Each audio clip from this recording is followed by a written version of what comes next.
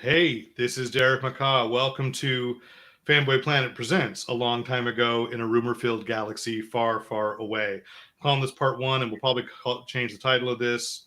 Drew Campbell and I have been talking about doing podcast slash things, talking about things that we both have in common, and this was a perfect launch for this conversation. Don't know when the next one will be, but he is here. Before we get into it, of course, I got to do the usual Fanboy Planet caveats. Welcome. And if you are watching this after the fact, please, you can comment on the Facebook page, you follow us on Twitter at Fanboy Planet or Instagram at Fanboy Planet. I'm going to make sure. Okay. And by the way, if you are watching live, you can put comments. I believe it's to the right of me. You'll see that down there. And if you have questions, comments, they can actually go in live as we're recording this.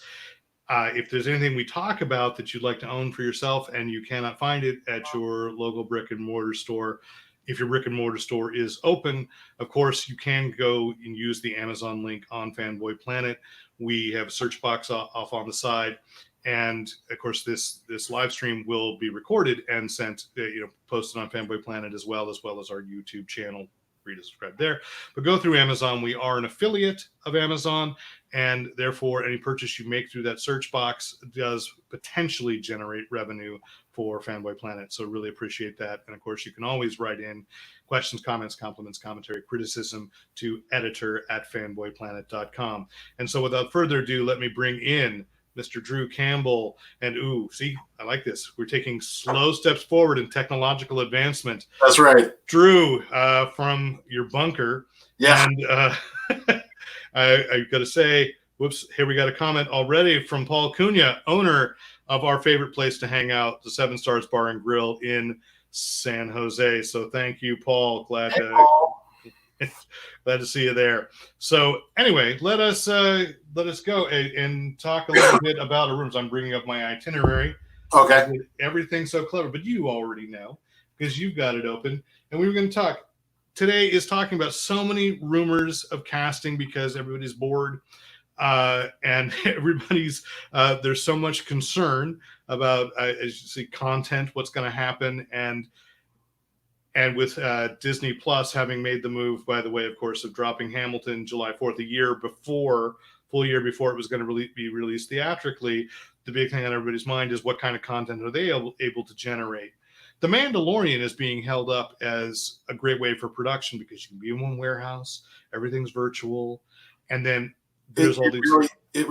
The whole stagecraft concept really just is a huge game changer for entertainment in general. I think just bringing budgets down on gorgeous effects heavy stuff is amazing. I'm going to be fascinated to see if, and we'll get to Star Wars in a second, if this applies to adult dramas, nighttime soap operas, crime. Because the thing is, you can still whatever kind of backdrop. It just seems like a science fiction approach to a human drama. Oh, so, yeah.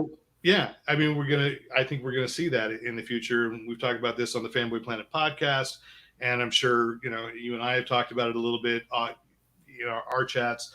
Yeah. So let's first start with what we do know is happening with Star Wars programming on Disney Plus and theatrically, if whatever those productions go up. Sure, we know that we're going to get season 2 of The Mandalorian on time. Disney Plus has confirmed season 3 will happen. Okay. So that to me is a no-brainer. Not a surprise, but yeah, we have season 1 of Cassian Andor. At least the main cast members had been confirmed, knowing certain, like Alan Tudyk was coming back and Cassian himself. Yeah. Gabriel. Pedro Pascal. No, that's Mandalorian. I'm blanking. All right. Someone else tell us. And Diego Luna. Gabriel Luna, thank you. Diego Luna. Yeah. Gabriel Luna is the one who was Ghost Rider on Agents of S.H.I.E.L.D. Right. So, okay, there. We know that allegedly back on track, but still not sure when it's going to happen. Ewan McGregor will return as Obi-Wan Kenobi for a series, or at least the last we've heard from that is they had to get a new series of scripts because it looked too much like Mandalorian. No, I believe what they have officially said is that they're rewriting some scripts. It was already pretty tight, but I suspect that some of the stuff that happened in the last season of Clone Wars Changed it. is just I have a feeling that the script rewrites that, of course, every fan website has blown out of proportion. I think almost everything's always blown out of proportion when it comes to Star Wars. There has been no change to the premiere date of Obi-Wan. Okay, good point. Good point. They have been very specific, saying we are not changing the premiere date. Not that we really have that. I think it's. No, that's what I was going to say. I don't think I'd ever seen a premiere date for it. Production is supposed to start early 2021. Okay, so they haven't changed the launch date for production. Right. So if they haven't turned around, if they turn around Mandalorian as fast as they do, and they use the same technology to do Obi-Wan, which why wouldn't you? Maybe we'll get Obi-Wan in 2021. Okay. I think they will. It's further along than the Cassian Andor show, as far as I'm aware. I think you're probably right. I mean, as far as scripts, we knew Cassian Andor was announced, but Ewan McGregor, when they announced it at D23 last year, had been keeping that secret for like a year and a half before. Right. And we know Deborah Chow is directing the entire series, who had some great stuff in The Mandalorian season 1. So she's directing the entire Obi-Wan series. We know that for a fact. Okay. That's pretty much all we know about the Obi-Wan series, is that it's Deborah Chow and Ewan McGregor, and presumably on Tatooine. And that's okay. Yeah. I'm going to take this moment to ask, have you read the Star Wars Myths and Legends book? I haven't. I know. Which opens with a legend of Obi-Wan, never named, but so obviously, sure. Obi-Wan in the Crate. Beautiful story. I'm just calling that out to George Mann. I had so much fun reading that book and reviewed it on Fanboy. I've heard wonderful things about that book. It's on the list of the back list of hundreds of books I have to read. I know, because why I enjoy talking to you about Star Wars is you read all this stuff, so I don't have to feel guilty about never getting around to it myself. Right. So I'm amazed that I read something you didn't. And from talking, I've never been a huge comics guy, and because of COVID, I got Marvel Unlimited just so I could start catching up on all the Star Wars comics. And they've got some really good Star Wars comics. Yeah. There's some great stuff in there, and I know some of the touchstone story beats that happen throughout because I've heard about it, but it's really fun to just kind of binge read it. Yeah. So I'm going to take this moment. Do also say again, if you're just tuning in, you can make comments on the side and let us know you're there. Also, if you have any questions as we go through stuff, please feel free to type in and we'll display it. Oh, somebody's just said, I have to show this because who knows? Oh, it's Jason Salazar. We're adorable. That's nice. I really appreciate that. Okay. Why is there was no sarcasm in that comment? What? Because there was no sarcasm in that comment at all. It's so hard to know. Anyway, the other things that are up is we do know that on Disney Plus, Leslie Headland has been announced to be developing a series, and at least that one, nobody seems to have run wild with that rumor. She was one of the masterminds behind Russian Doll on Netflix. Yes. I'm like, I know the name. I know the way. Yeah, no, it's just kind of out there. She's working on a series because I think Disney Plus very intelligently, they've got to be pushing towards that. It's a great. Oh, by the way, Jason just says there was sarcasm. That it was a great thing of. It's a great channel to watch Star Wars. It's like CBS All Access becoming the Star Trek channel. Disney Plus is the Star Wars channel, and you've got to, which is weird for me. I normally don't say Star Wars. I say Star Wars, but yeah, I was trying to emphasize Star Wars and Star Trek. You kind of have to put the wrong accent on the wrong syllable. Exactly. And then we know that Taika Waititi is directing a film. But that's been like musical chairs too. We've had so many different things promised. And as far as I know, I haven't heard that Rian Johnson isn't still working on a trilogy. Is officially still working on it. Okay. So there's been no announcement to the otherwise. I know he's probably going to be doing Knives Out 2 first. But I'm cool with that. Me too. I hope it's not called Knives Out 2. That would be the only thing that he could do to Knives still out. Knives further out. Knives are out again. Maybe we put the knives away just a little bit. Yeah. This time we brought a fork. Yeah. So that's what we know. Yeah. Now, we know that. And here's the thing. So the reasons that this is a perfect weekend to start talking about this, have you on and start conversations. We'll get to Xanadu one day.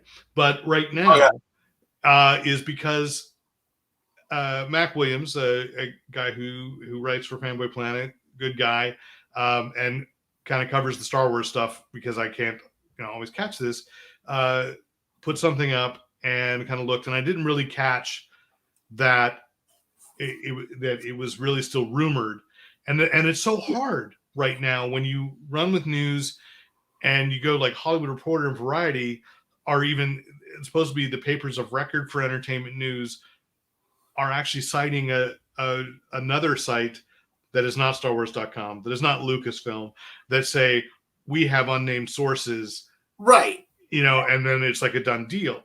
And let's start this conversation by my saying, I hope every single one of them is true. Yes. I love the idea of Ahsoka being in The Mandalorian. So let's say that Rosario Dawson, rumored to be taking over for Ahsoka. Ashley Eckstein. But Ashley Eckstein, and that is, I think Rosario Dawson would be great. I'm just kind of disappointed that if it is true that Ashley Eckstein didn't get her shot at it. I agree wholeheartedly. I think Eckstein looks the part. She's the exact right age for the age Ahsoka would be then. And I'm a huge Rosario Dawson fan. I love Rosario Dawson. I would have preferred to have seen Ashley do it. Okay. When that rumor first came out, I got into a conversation with somebody, and they're like, "Well, Ashley Eckstein isn't, an actor." I'm like, "Well, first off, all are actors. She is done plenty of in front of the camera stuff. Yeah. Absolutely should have given it a shot if it's true. If Ahsoka's even in it, Dawson's camp has not confirmed anything. Lucasfilm has not confirmed anything. Right. The other thing, then Tamura Morrison was announced, was leaked as coming in as Boba Fett, which has a casting decision. If Boba Fett is in this, well, makes perfect sense. And the other rumor was what I heard before Boba Fett. I heard he was coming back as Rex. I think that was cool too. Which would make perfect sense, especially if Ahsoka's in it. But there's these sites that are coming out saying this is a done deal. He's absolutely 100% going to be Boba Fett. There's other sites saying 100% he's Rex. We don't know that he's in it. I think it would be great if he was in it. I think it would be great. The whole point is, and this is what started this stream the reason we're doing this. The article that was up on Fanboy Planet also had said it's been confirmed that these people are doing this. No one's confirmed anything. And by the way, I want to say I'm not undercutting Mac's work. I totally understand, because every article I looked around and they all said it's been confirmed.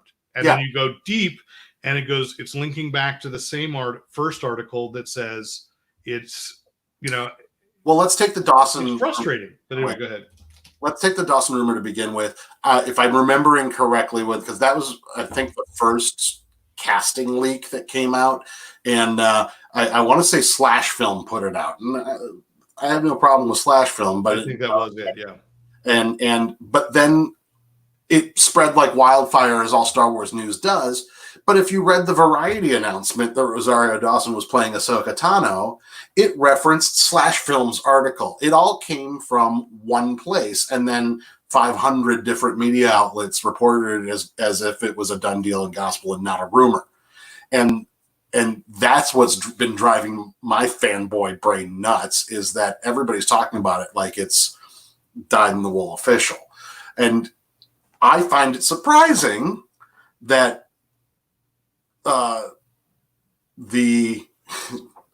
indeed, Paul, I agree. They can stack it with as many people as they want. But I find it surprising that respected media outlets like Variety are referencing smaller blogs that we have no basis. We have no idea where they got this. I was looking at another rumor that Michael Biehn is in the cast of Mandalorian Season 2. And all it says is, and this is from the Hollywood Reporter, it says Michael Biehn's joining Season 2 of the Star Wars series. The Hollywood Reporter has confirmed. Doesn't say who they've confirmed it with. They do go on to say that Lucasfilm didn't say anything. Michael Bihn's reps haven't said anything. I think Michael Biehn would be awesome in it. I'd love to see him. There's not a single one of these rumors that wouldn't be cool. Yeah, exactly. And if they are all true, fantastic. But it was also confirmed and 100% for sure that there was a big scene in The Rise of Skywalker with Anakin Skywalker in it. And what we got was a line that Hayden Christensen recorded. He was going to show up as a Force ghost. This was confirmed and we knew it. It didn't happen. It may very well be that none of this is true. Okay. Let's go with the last one too. What was the headline for this week was Katie Sackhoff. Katie Sackhoff is joining as a character because I'm way behind on animation. I don't know the character, but she's a good actor. I would love to see her in this show. And yesterday, we're doing this Saturday afternoon, Timothy Oliphant, which I would be all over that. I mean, it's already, I'm already watching The Mandalorian. I would love it if Timothy Oliphant was in there, but they're all still anonymously sourced rumors, and that's what we got to treat it as. Right. And this is the point I had made, and I'd posted this on Facebook and a couple times. We're talking about the studio that managed to keep Baby Yoda a secret until air, and now they're leaking like a sieve. It's the child. Sorry. Yeah. Yes. The child. They managed to keep the child a secret until air date, and now they're leaking every single surprise casting they could possibly. Well, and the way they phrase this too is interesting. When they tend to be phrased as a future, like it's Timothy Oliphant is joining the cast, right? And everything is done since March. Yeah, they finished shooting it in March, right before the shelter-in-place happened. They completed shooting. That's why we're getting it on time, because everybody's doing visual effects from home. Exactly. That's been kind of, they've cast Michael Biehn. That article is from March 24th, 2 weeks after they were done shooting. Yeah. It's just kind of funny to me, the casting rumors, all of which I'd be happy with. They've got a rumor from 2 days ago that Jimmy Smits is going to be in the Cassian Andor show. Which I would also, And it makes sense. It actually makes more sense for Bail Organa to be in a prequel to Rogue One than... Can I say what I wanted instead of Revenge of the Sith? Or I wanted a parallel, because we're getting this now. I wanted a parallel film because I thought the far more interesting story in Revenge of the Sith was the normal guy, Bail Organa, trying to keep dignity, things together politically, when there are people wielding the Force willy-nilly around him and trying to decide the fate of his planet and of the republic that he's a part of. I'm like, you needed more of him. Yeah. But unfortunately, I also think he's one of those actors that for some reason registers better on television anyway.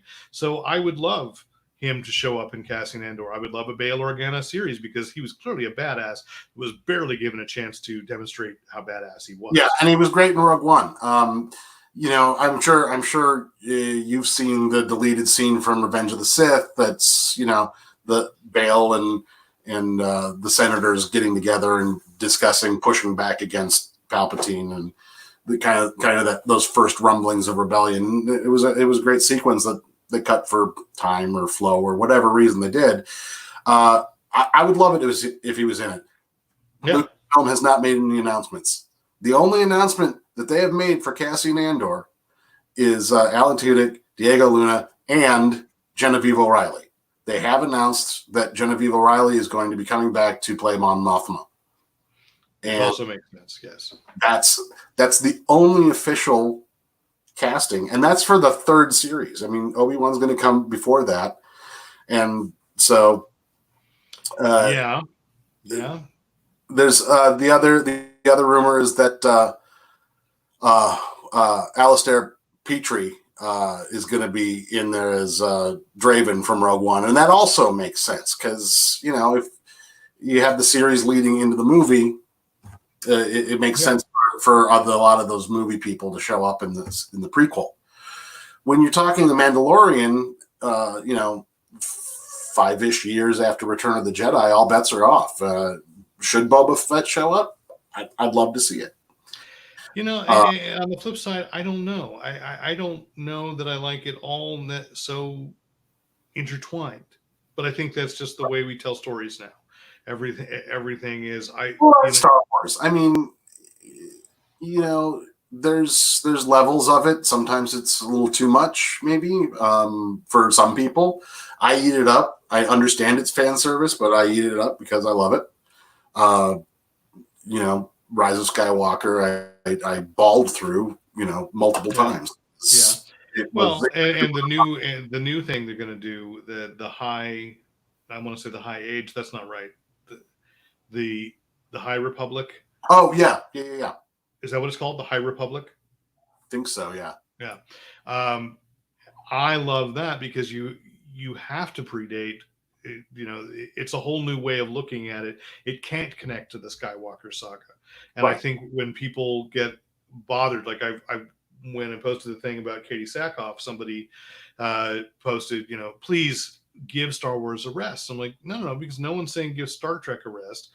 What Star Trek has been able to do is go follow a different ship, follow a different, each show has been a different kind of style, a different thing.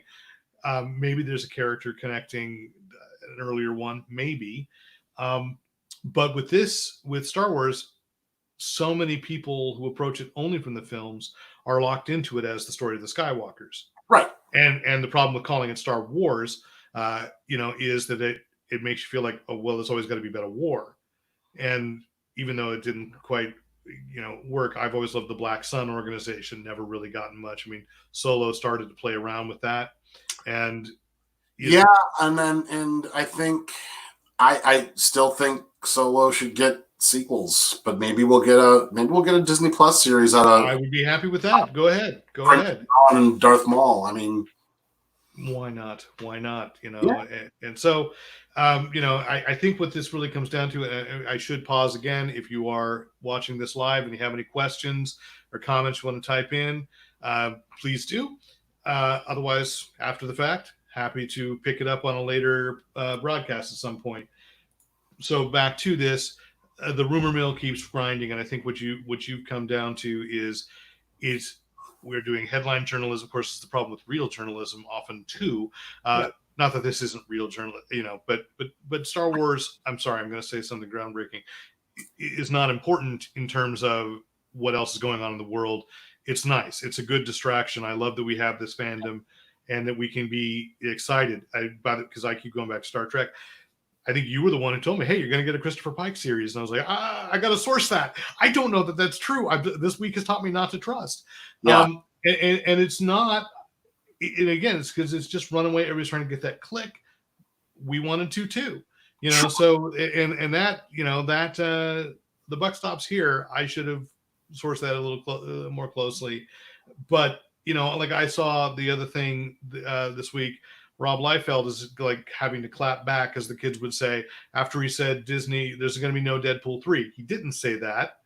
He said, I have not seen any plans on Disney with Deadpool 3. And, that's on Marvel. And then he had to like again say, well, it's because look, Marvel had this whole plan, and then Disney bought Fox. So where's the room? Where's the room? And that's all he was saying. And, but he'd like to see a Deadpool 3, as I would too. Yeah. Well, and I saw Ryan Reynolds on one of the new talk shows that looks exactly like this. With we're stars. More expensive backgrounds. But no, he was like, yeah, we're talking. Yeah. But everybody went wild with, turned on Rob Liefeld first because they didn't want to believe what Rob Liefeld had said. And, I'm not like a huge fan of his work. I like him. Yeah. And so I'm really tired of this, of attacking all these people, because it's like, so what if I don't go out of my way to buy a Rob Liefeld book? But if you do, great. If you like Rob Liefeld's work on Deadpool, fantastic, or X-Force or whatever, X Factor, nah, I'm losing track. My Zorlak status is going away. A lot of X's in comicdom. Yeah, Youngblood, that was it, and which he's lost the rights to. Still, the thing is, and it's the same thing with Star Wars. Look, if you're vocal, you're still one person. There's no way that anything that has become as massive as any of these things, as any of these IP owners, to be really specific, can please everybody. No. So let me wrap up by asking this. What Star Wars rumor would you like to start? Because weren't you running a Twitter feed for a while that was fake Star Wars rumors? And it was fake Star Wars rumors way back before Force Awakens came out. I started a Twitter feed called Episode 7 Spoilers. That was it, yes. Okay. And I just made up fake spoilers about Episode 7. I think I had 3 followers, but it was... I was one. Yeah. I was one, yeah. I think we ran the best of them on Fanboy Planet. Probably. Or subjectively what I thought were the best, Thank you. Yeah, well, and you had me do that trailer breakdown for Rogue One too back then. But a Star Wars rumor that I would like to start. I think they're going to do a Disney Plus documentary series that is in universe. Richard Attenborough nature. It's all just going to be like porgs and warts. You know what upsets me? I would watch that. And so would I. I think if you get your CG game up, we should create a 3-minute. We could totally do that. Oh, yeah. You could. You do the work. I will gladly act like I'm Sir David Attenborough. Excellent. I think an Attenborough style nature documentary series on the creatures of Star Wars. I love that. The Dianoga. And it ends with the Rancor. Yeah, of course. and we found the film, whatever they use there. Okay, that's a good Star Wars rumor. So if you've been watching this, thank you so much for tuning in once again. If we talked about something that I don't think we really did. Well, we talked about a couple of books and comics, that if you can't pick them up at a local shop, and many across the country are open up for at least curbside service. So I do encourage that. Contact through that, mainly because as anybody who's been following the podcast and conversations with Rick knows, I'm really stressed about many of my friends who are retailers. Yeah, simply losing their livelihoods, and so. If you have a way to support your local comic shop or your local small bookstore, or even a Barnes & Noble these days, do it. But if you can't, go through Amazon and like I said, there's a review of Star Wars Fables and Legends on Fanboy Planet as well, with the link directly there. So I encourage that. Thank you. Follow us on Twitter, follow us on Facebook, follow us on Instagram, all Fanboy Planet. And I think that's it. Oh, of course, if you're watching this after the fact, you can write in at editor@fanboyplanet.com if you have any further comments. Love to hear them. And we'll work something out. We won't always be talking Star Wars, but occasionally I think Drew and I are going to be talking about other things we love. Yes. Maybe you will like them yourself, or maybe not. I don't know. Probably not. Probably not, really. So yeah, I need a better title for this. I want to separate it. There are Fanboy Planet interviews and Fanboy Planet podcasts, and then this is something else. So I don't know, 2D. Ooh, Fanboys in 2D. Maybe. Perfect. All right. So hey, thanks for those of you who have been watching this live, and thanks for who are watching this after the fact. We'll be back someday, and I thank you again, reminding you to use your powers only for good. Oh, you know what I didn't do? We had this trick. We never showed the Mandalorian through it. Doggone it! Here, I'm gonna go with it. No, that didn't. Learning process. It is. It is. So it is a work in process. So thank you all, and I will see you later. Bye bye. Thanks, Derek. There we are. We're still live.